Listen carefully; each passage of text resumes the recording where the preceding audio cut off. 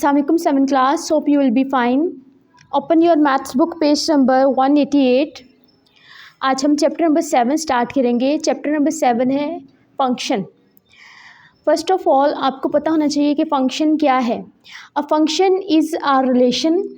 हम अपनी daily life में बहुत सारे रिलेशन देख रहे हैं, जैसे फादर और मदर का रिलेशन है, फादर एंड डॉटर का रिलेशन है, सिस्टर एंड ब्रदर का रिलेशन है.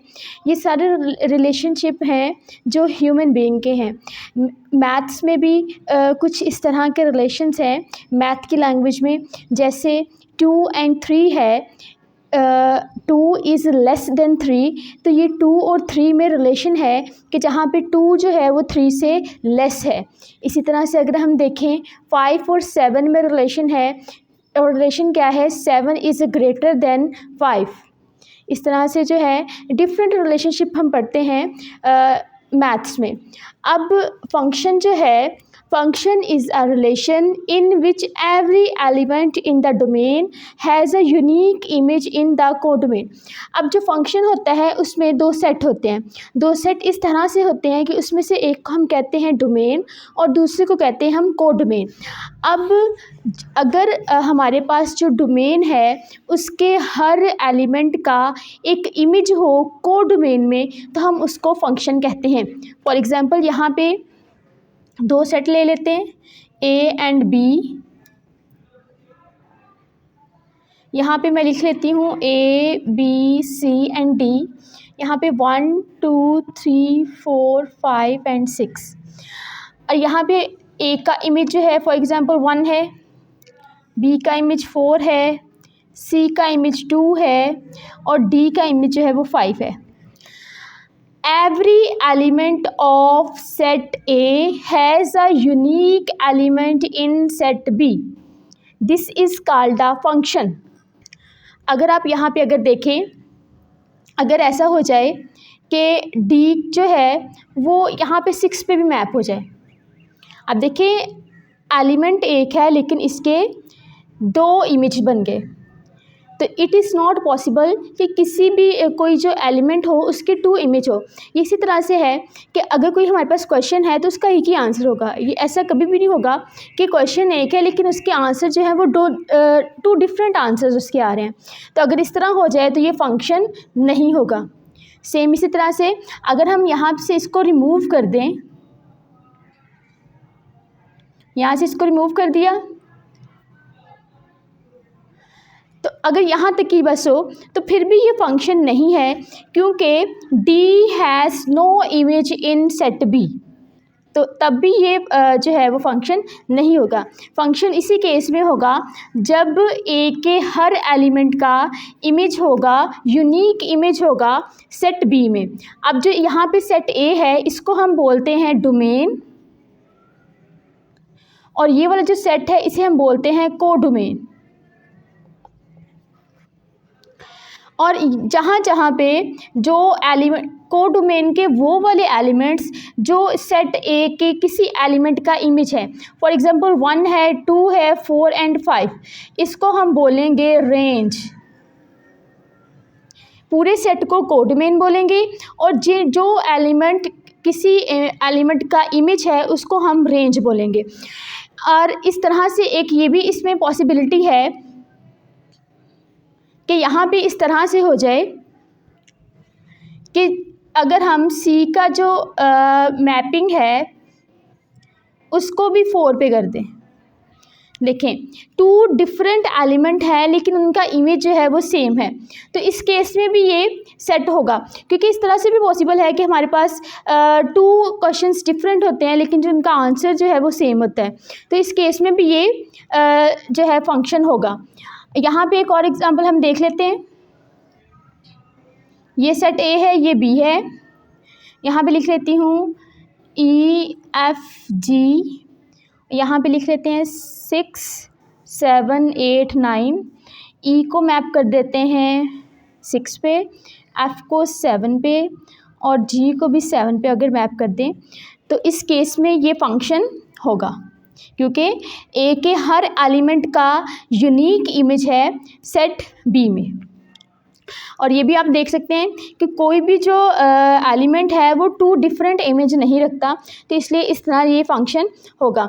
अब इसमें जो एक्सरसाइज में एक्सरसाइज 7A में जो क्वेश्चन नंबर 1 है उसमें आपको इस तरह से डिफरेंट रिलेशनशिप शो किए गए हैं। आपने बताना है कि क्या ये फंक्शन है और या ये फंक्शन नहीं है। तो सबसे पहली चीज़ आपने ये देखनी है इनमें कि क्या ए के हर एलिमेंट का इमेज है बी में। अगर तो यहाँ पे कोई ऐसा एलिमेंट है जिसका इमेज ही नहीं है तो फिर वो फंक्शन नहीं होगा। दूसरी चीज़ आपने ये देखनी है कि क्या हर एलिमेंट का जो इमेज है वो यूनिक है। यूनिक का मतलब है कि ऐसा ना हो कि जो ए है और ए के टू इमेज हैं, फॉर एग्जांपल A1 पे भी मैप हो रहा है और A2 पे भी मैप हो रहा है, ये भी चीज़ नहीं होनी चाहिए। अगर इस तरह की चीज़ भी आ रही है तो फंक्शन नहीं होगा। इस तरह की सारी चीज़ों को आपने देखते हुए बताना है कि इसमें से कौन सा जो है वो फंक्शन है और कौन सा फंक्शन नहीं है। नेक्स्ट है इसका question number 2। A function is defined by f of x 6x minus 4 for all real values of x. What are the image of 2 minus 4 1/3 and minus 1/2 under f? अब देखिए इस तरह का जो फंक्शन होता है उसको लिखने का मेथड यहाँ पे दिया हुआ है। f of x, ये f एक फंक्शन है x से 6x minus 4 पे, और कहा है कि आपने इनके इमेज बताने हैं। 2 का इमेज बताना है, -4 का इमेज बताना है, 1/3 का इमेज बताना है, -1/2 का इमेज बताना है। तो सबसे पहले आप इस फंक्शन को राइट करेंगे। फंक्शन को राइट करने के लिए आप इसे, अब देखिए यहाँ पे f है और यहाँ पे x है, तो f लिख के ब्रैकेट में इस तरह से x लिखेंगे, इक्वल में लिख देंगे 6x minus 4। अब देखिए आपके पास एक फंक्शन बन गया। अब इस फंक्शन की वैल्यूज़ जो है वो फाइंड करनी है। तो फंक्शन की वैल्यू फाइंड करने के लिए, फॉर एग्जांपल अगर आपने 2 की वैल्यू फाइंड करनी है तो आप इस फंक्शन में x की जगह पे 2 पुट कर देंगे। अगर आपने -4 की वैल्यू पुट करनी है तो आप x की जगह पे -4 पुट कर देंगे। इसी तरह से 1/3 निकालने के लिए 1/3 की वैल्यू पुट कर देंगे। और अगर आपने -1/2 की वैल्यू पुट कर जो है इमेज फाइंड करना है तो आप इसमें -1/2 पुट कर देंगे। हम यहाँ पे -1/2 पुट करते हैं। Put x is equals to -1/2, f x की जगह पे -1/2 लगा देंगे, इज इक्वल्स टू 6, यहाँ पे भी x की जगह पे -1/2 एंड -4। अब इसको सॉल्व कर लेंगे, यहाँ पे इसकी कटिंग हो जाएगी, 2 3 जार 6, यहाँ पे 3 बच रहा है, यहाँ पे -1, 3 को -1 से मल्टीप्लाई करेंगे तो -3 -4, इसका आंसर आ जाएगा -7। -1/2 का जो इमेज है वो क्या है, -7। नंबर 3 है, क्वेश्चन नंबर 3 में है given that the function f of x 5 - 2x evaluate the each of the following. यहाँ पे भी आपको इस तरह से एक फंक्शन दिया गया है और आपसे कहा गया है कि आप वैल्यूज़ फाइंड करें। यहाँ पे लिखा हुआ है f of 1 की वैल्यू फाइंड करनी है, फिर आपने f of -2 की वैल्यू फाइंड करनी है, f of 0 की वैल्यू फाइंड करनी है, and then f of 3 plus f of -3 की वैल्यू फाइंड करनी है। तो यहाँ पे f of 1 का मतलब है कि आपने इस फंक्शन में x की जगह पे 1 पुट कर देना है, फिर आपने x की जगह पे -2 पुट कर देना है, देन x की जगह पे 0 पुट करेंगे और देन x की जगह पे 3 पुट करेंगे, फिर x की जगह पे -3 पुट करेंगे और फिर दोनों के आंसर्स को आपने ऐड कर देना है। तो हम सबसे पहले इस फंक्शन को इस तरह से राइट कर लिया है, f लिखा है, यहाँ पे x लिखा है, इसकी जगह पे आप इक्वल लगा देंगे, 5 - 2x आ गया। अब इसमें से ये वाला पार्ट हम करेंगे। अब यहाँ पे देखें f of 3 plus f of -3 की वैल्यू फाइंड करनी है। यहाँ पे है f of x, तो अगर हम यहाँ पे x की जगह पे 3 पुट कर देंगे तो ये f of 3 की वैल्यू आ जाएगी। सेम इसी तरह से अगर हम x की जगह पे -3 पुट करते हैं तो हमारे पास f of -3 की वैल्यूज़ आ जाएंगी। जब आपके पास ये दोनों वैल्यूज़ आ जाएंगी, आप दोनों को ऐड करेंगे तो आपका आंसर आ जाएगा। तो पुट करते हैं, सबसे पहले पुट करेंगे x is equals to 3, f x की जगह पे 3 पुट कर देंगे, प्लस 5 - 2 और x की जगह पे फिर 3 पुट कर देंगे। f of 3 is equals to 5 -3 2s are 6, 6 में से 5 को माइनस करेंगे तो हमारे पास आंसर 1 आ जाएगा। अब क्योंकि जो बिगर वैल्यू है वो 6 है, इसके साथ माइनस है, तो आंसर के साथ आप माइनस लगाएंगे। अब इसी तरह से आप पुट करेंगे x की जगह पे -3, f x की जगह पे -3 is equals to 5 -2 and x की जगह पे -3। 5 माइनस माइनस प्लस एंड 3 2 ज़ार 6, 6 और 5 को ऐड करेंगे तो आपके पास आंसर आ जाएगा 11। अब देखिए आपके पास f(3) भी आ गया, f(-3) भी आ गया। आपने फाइंड करना है f(3) प्लस f(-3), तो आप दोनों के आंसर लिखेंगे। f(3) का आंसर है -1 एंड f(-3) का आंसर है 11।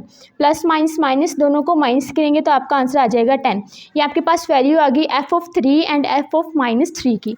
नेक्स्ट इसका जो क्वेश्चन नंबर 4 है वो भी सेम क्वेश्चन नंबर 3 के जैसा है। नेक्स्ट क्वेश्चन नंबर 5 अगर देखें तो क्वेश्चन नंबर 5 में आपको दो फंक्शंस दिए गए हैं f(x) एंड g(x). और नीचे डिफरेंट जो हैं वैल्यूज़ फाइंड करनी है। फर्स्ट में है जैसे आपने वैल्यू फाइंड करनी है f(2) प्लस g(2). नेक्स्ट है f(-1) प्लस g(-1). 3 में भी इसी तरह से एक फंक्शन है, इस तरह का फंक्शन है, उसकी वैल्यू फाइंड करनी है।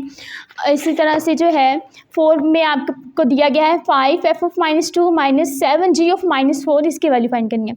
तो मीन्स जो फंक्शन f है और उसमें आप -2 पुट करेंगे तो आपके पास वैल्यू आ जाएगी f(-2) की। फिर जो फंक्शन g है उसमें आपने -4 पुट करना है तो आपके पास वैल्यू आ जाएगी g(-4) की। ये आपके पास फंक्शन f है और ये हमारे पास फंक्शन g है। तो यहाँ पे पहले पुट करते हैं, put x is equals to -2 in f(x).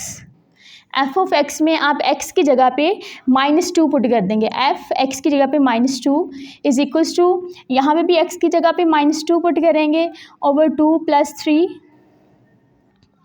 f(-2), ये 2 से कैंसिल हो जाएगा, यहाँ पे रह जाएगा -1 एंड +3 इज इक्वल्स टू ±3 में से 1 को माइनस करेंगे तो हमारे पास आंसर आ जाएगा 2।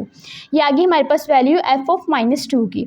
अब हमें चाहिए g(-4), तो हम पुट कर देंगे, put x is equals to -4 in g(x).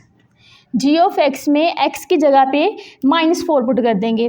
g x की जगह पे -4 इज इक्वल्स टू 3/4, x की जगह पे -4 -2, ये 4 से कैंसिल हो जाएगा, यहाँ पे 3 रह गया, यहाँ पे माइनस रह गया। इन दोनों को मल्टीप्लाई करेंगे तो आंसर आएगा -3 -2, दोनों को ऐड करेंगे तो माइनस प्लस 3 एंड 2 5 -5। ये हमारे पास वैल्यू आ गई g(-4) की। अब यहाँ पे हम लिखेंगे हमें वैल्यू किस चीज़ की चाहिए, f(-2 - 7 g(-4), तो इसमें वैल्यूज़ पुट कर देंगे। 5 को वैसे ही लिखा रहने देंगे। f(-2) की वैल्यू 2 है तो यहाँ पे 2 लगा देंगे। -7 g(-4) की वैल्यू -5 है तो यहाँ पे हम -5 पुट कर देंगे। 5 2 ज़ार 10, माइनस प्लस 7 5 ज़ार 35 और 10 को ऐड करेंगे तो हमारे पास आंसर आ जाएगा 45। इस तरह से बाकी सारे क्वेश्चन जो है आपने सॉल्व कर लेने हैं। आई होप कि आपको समझ आ गई होगी या इन क्वेश्चंस की आपने अच्छे से प्रैक्टिस करनी है। ओके स्टूडेंट्स, अल्लाह हाफिज़।